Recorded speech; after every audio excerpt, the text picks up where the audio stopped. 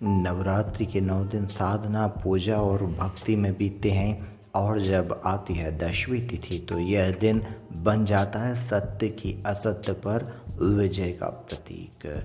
इसी दिन माँ दुर्गा ने महिषासुर जैसे दैत्य का वध किया था और इसी दिन भगवान श्री राम ने रावण का संहार कर धर्म की रक्षा की थी।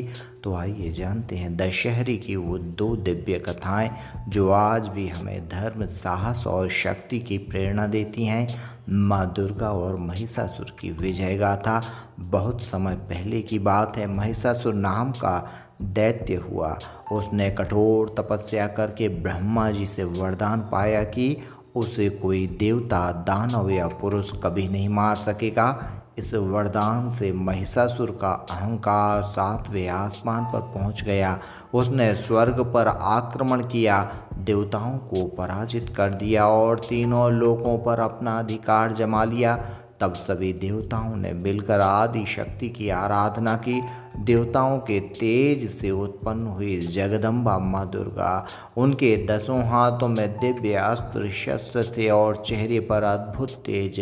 माँ दुर्गा ने महिषासुर से भयंकर युद्ध किया। यह युद्ध लगातार 9 दिनों तक चला।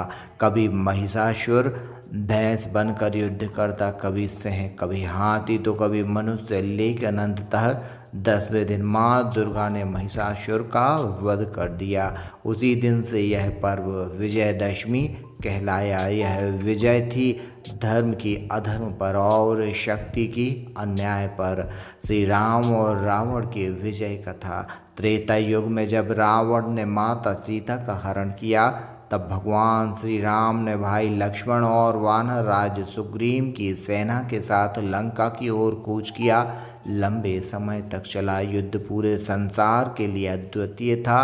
रावण अपार शक्तियों का स्वामी था, शिव का महान भक्त था, लेकिन अहंकार ने उसे अंधा कर दिया था। युद्ध से पहले समुद्र तट पर भगवान श्री राम ने माँ दुर्गा की आराधना की। उन्होंने 9 दिनों तक चंडी पाठ और नवरात्रि व्रत किया। माँ दुर्गा ने श्री राम को विजय का आशीर्वाद दिया और फिर दशमी के दिन राम ने रावण का वध किया और धर्म की रक्षा की। लंका की विजय के बाद श्री राम अयोध्या लौटे और तब से यह दिन विजयदशमी बन गया। आज भी इस स्मृति में पूरे भारत में रामलीला होती है और रावण का दहन किया जाता है।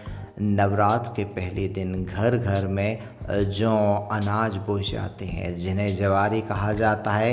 ये जवारी माँ दुर्गा की कृपा, समृद्धि और नए जीवन का प्रतीक हैं। दशहरे के दिन इनकी पूजन की जाती है और फिर नदी या तालाब में विसर्जन कर दिया जाता है। इसी दिन लोग शस्त्रों, औजारों और वाहनों की भी पूजा करते हैं जिसे आयुध पूजन कहा जाता है, क्योंकि विजयदशमी शौर्य और सामर्थ्य का पर्व है।